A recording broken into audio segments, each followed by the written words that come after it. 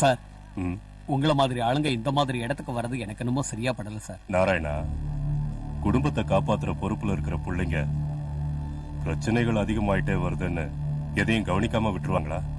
இவனை கோர்ட்ல ப்ரொடியூஸ் பண்ணணும். இல்லன்னா பொண்ணோட என்கேஜ்மெண்ட்டை வச்சுக்கிட்டு நான் இங்க வந்திருக்க மாட்டேன்.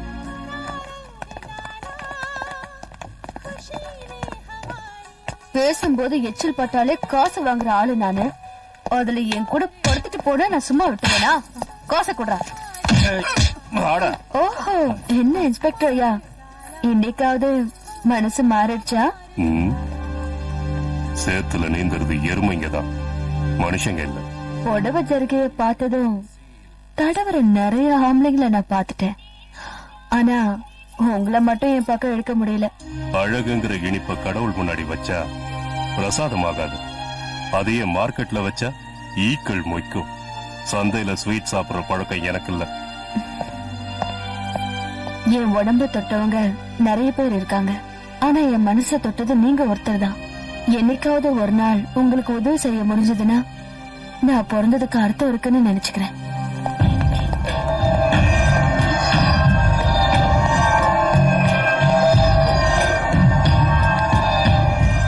Excuse me sir.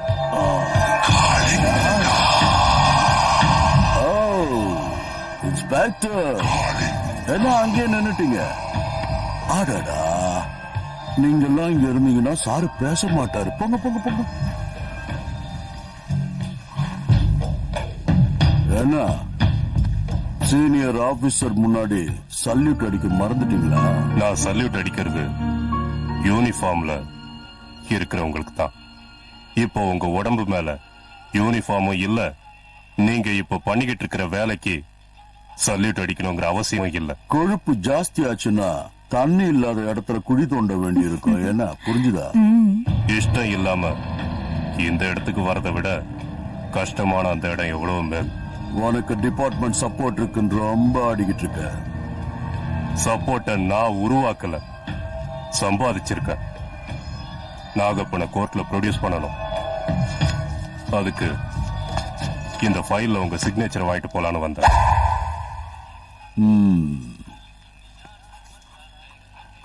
இன்னில இருந்து உன் கழுத்துக்கு நேர கத்தி இருக்குன்னு நினைச்சுக்க. வேலையில கொஞ்சம் அப்படி இப்படி சாஞ்சா கூட. நான் வேலைக்கு சேர்ந்ததுல இருந்து சாகடிக்கிற கத்தி என் கழுத்துக்கு நேரதான் இருக்கு. அது துரு புடிச்சு கூர்ம மழுங்குமே தவிர தப்பு பண்ணி என்னோட கழுத்துக்கு வரவிட மாட்டேன். வர நீங்க இவ்வளவு பெரிய ஆபீசரா இருந்தோம் இந்த ஆளை உங்களால ஒண்ணுமே பண்ண முடியாதா? முடியும். அதுக்கு அவன் ஏதாவது ஒரு தப்பு பண்ணணும், இல்லன்னா தப்பு பண்ண வைக்கணும். நான் காளிங்க, மூச்சு விட்டா விஷம், சுருட்னா சாவாளிங்க.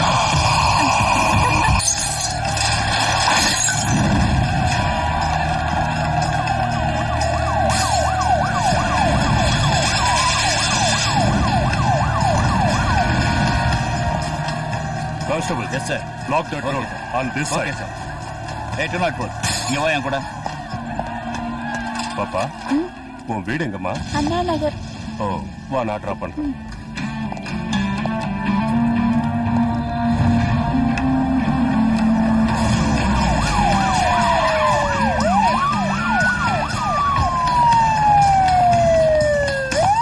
சார், எங்க சார் புறப்பட்டீங்க? சிங்காரத்தோப்பு ஏரியாவை செக் பண்ணலான்னு போயிட்டு இருக்கேன் சார். இங்க இவ்வளவு கரெக்டா நடந்துட்டு இருக்கும் போது அங்க போய் என்ன பண்ண போறீங்க?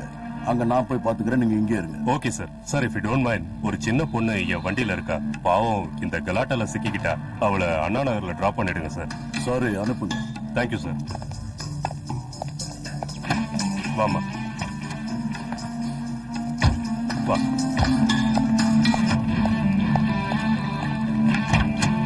உட்காருங்க சார். அலர்ட்டா இருங்க. யாரு கலாட்டா பண்ணாலும் அவங்கள வேன்ல. Okay sir. அண்ட் ஏய் நில்ல, சிட்டில கர்ஃபியூ இருக்குன்னு உனக்கு தெரியாது? எங்க கிளம்பிட்டீங்க? அது துர்கா டெல்லி கிளம்பிட்டா. டிரான்ஸ்போர்டேஷன் எதுவுமே இல்ல, ஸ்டேஷன்ல டிராப் பண்றதுக்காக போயிட்டு இருக்கப்பா. இன்னைக்குன்னு பார்த்தாமா நீ கிளம்பணும். சரி சரி, போயிட்டு வாங்க. வரேன் மாமா.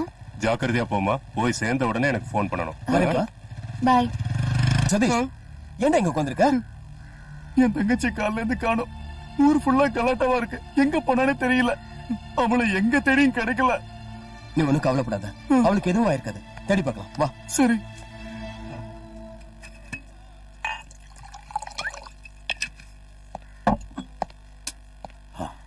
வாங்க இன்ஸ்பெக்டர் வாங்க. பாவ், காலையில இருந்து கலாட்டாவுனால டயர்டா இருப்பீங்க. ஒரு பெக் அடிக்கிறீங்களா? எனக்கு வேர்வை சிந்தி தான் பழக்கம். உட்காந்து சாப்பிடுற பழக்கத்தை எங்க அப்பா எனக்கு சொல்லி கொடுக்கல. அதனால இது எதுவும் எனக்கு தேவையில்லை. மத்தியானம் 3 மணில இருந்து சிட்டி கண்ட்ரோல்ல இருக்கு. கர்ஃபியூ ரிலாக்ஸ் பண்ணிடலாம். அத உங்ககிட்ட சொல்றதுக்காக தான் வந்தேன். சபாஷ், உங்க கடமை உணர்ச்சிய என் ஸ்டூடெண்ட்ஸுக்கு ட்ரைனிங்ல சொல்லி கொடுப்பேன். ஆனா வேலைக்கு நடுவுல கொஞ்சம் என்ஜாயும் பண்ணணும். பொறுப்புள்ள அதிகாரிங்க வேர்வை சிந்தி தான் உழைப்பாங்க. ஆனா ஏனோ தானோன்னு வாழ்க்கை நடத்துறவங்க ஜாலிங்கிற பேர்ல குடிச்சு மூளைய மழுங்கடிச்சுக்கிறாங்க. நீ தப்பா புரிஞ்சுக்கிட்ட சத்யராஜ். குடிச்சா போதை வரும். போதையில இந்த உலகம் ரொம்ப அழகா தெரியும். ஜனங்களுக்கு புத்தி சொல்றதை விட்டுட்டு வாழ்க்கையை அனுபவிக்க கத்துக்க. ஒழுங்கா வேலை செஞ்சா கவர்மெண்ட்ல சம்பளம் கிடைக்கும். கூடவே உடம்புல இருக்கிற கொழுப்பும் கரையும். இந்த மாதிரி குடிச்சுக்கிட்டே இருந்தா கொழுப்போட அளவு ஏறது தெரியாம மூளை மழுங்கித்தான் போகும். என்னையா சொன்ன? இத திருப்பி வீசறதுக்கு எனக்கு 2 நிமிஷம் போதும். ஆனா உனக்கு எனக்கு வித்தியாசம் இருக்காது.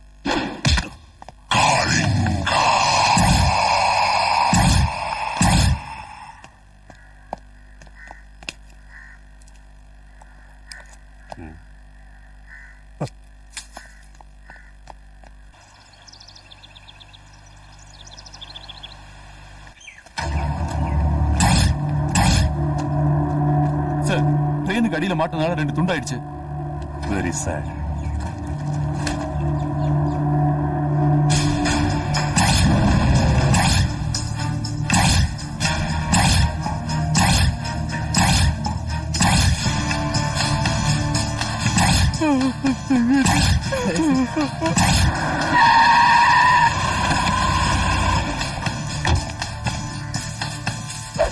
எங்க தானே தூக்கி போட்ட? எஸ்.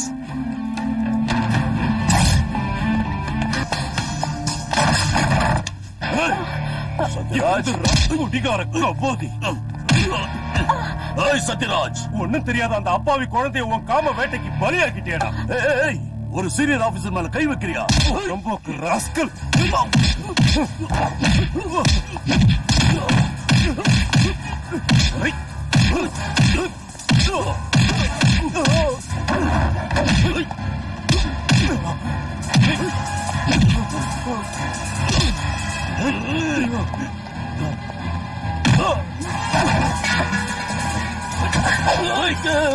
தயவு செஞ்சு உன் காலை பிடிச்சு கேட்டுக்கிறேன்.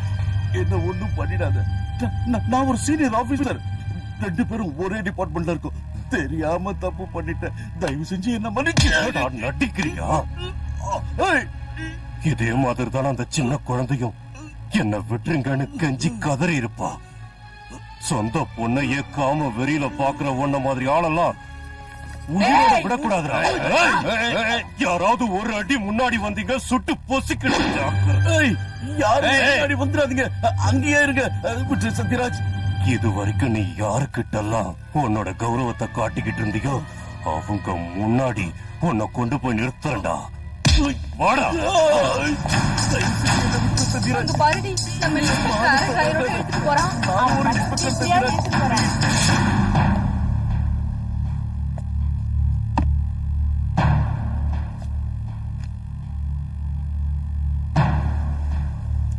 இறந்து போன சவிதாவின் உடலில் அவளது கர்ப்பப்பை இல்லாத காரணத்தினால் அவளிடம் டிஎஸ்பி காளிங்கன் பாலியல் முயற்சி செய்தார் என்ற குற்றச்சாட்டு நிரூபிக்கப்படவில்லை.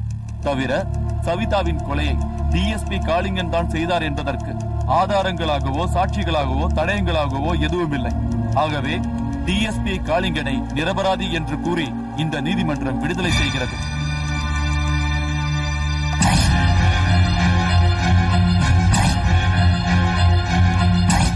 மேலும் சபார்டினேட் ஒருவர் தன்னுடைய சீனியரை கைது செய்வதற்கு அதிகாரம் இல்லை என்றும் இன்ஸ்பெக்டர் சத்யராஜ் டிஎஸ்பி காளிங்கனை கைது செய்தது குற்றம் என்றும் கூறி அவர் எத்தனை காலம் காவல்துறையில் நீதி தவறாமல் பணிபுரிந்த காரணத்தினால் அவருக்கு தண்டனை எதுவும் கொடுக்காமல் இந்த நீதிமன்றம் எச்சரிக்கை செய்கிறது.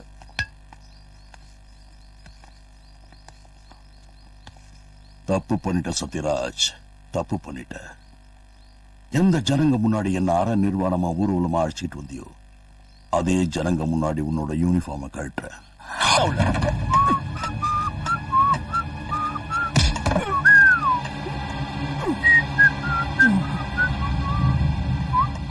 எனக்கு உடம்ப கொடுக்கவும் தெரியும், கழுத்தை நெரிக்கவும் தெரியும். 3 லட்சம் ரூபாயை திருப்பியும் கொடுக்கல, 3 மாசமா வட்டியும் கொடுக்கல. எங்கடா காசு? தேவி, எனக்கு கொஞ்சம் டைம் கொடு. நான் பெரிய இடத்துல கல்யாணம் பண்றதா இருக்கேன். கல்யாணம் 1 வாரத்துல பணத்தை கொண்டு வந்து உன் கையில கொடுத்துறேன். பேச்சு மாறினா அடுத்த வாட்டி அவ பேச மாட்டா. இந்த பெல்ட் தான் பேசும். அதுவும் இங்க இல்ல, ஸ்டேஷன்ல. சார், என்ன நம்புங்க, கண்டிப்பா பணம் இல்லாம வரமாட்டேன் சார். தேவி, இத்தனை நாளா எத்தனை பொண்ணுங்களை உங்ககிட்ட அனுப்பியிருக்கேன். இன்னும் உனக்கு என் மேல நம்பிக்கை வரலையா தேவி? பண்றதே நம்பிக்கை துரோக வேலை. நீ என்கிட்ட நம்பிக்கையை பத்தி பேசுறியா? இதுதான் உனக்கு கடைசி சான்ஸ். போய் காசை கொண்டு வா, இல்லனா என் காலடியில உன் கழுத்து இருக்கும். போய் பணத்தை கொண்டா. ஏய், காளிங்க மன்னிக்கிறது ஒரு வாட்டி தான். கால்ல கடிச்சன்னா விஷம் தலைக்கு ஏறிடும்.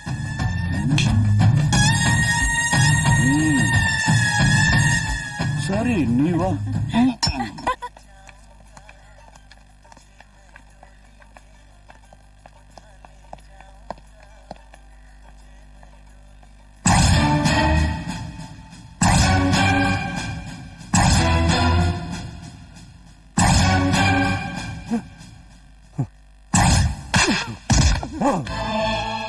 ஒரே ஒரு நிமிஷத்துல என்னால உன்னை சுட்டு கொல்ல முடியும்.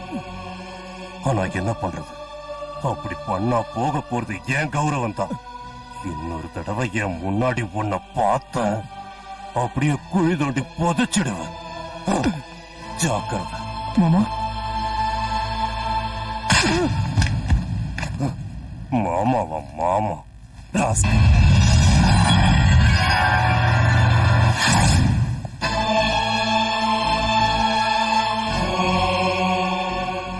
ரொம்ப தேங்க்ஸ். கோயில்ல சாமி இல்லாட்டி பக்தர்கள் எங்க போவாங்க தெய்வமே? உங்க பொண்ணோட வாழ்க்கை பாழாயிடக்கூடாதுங்கிறதுக்காக தான் நான் உங்களை வர சொன்னேன். அவன் எதுக்காக உன்னடிச்சான்? நான் கல்யாணம் பண்ணிக்க இருந்தது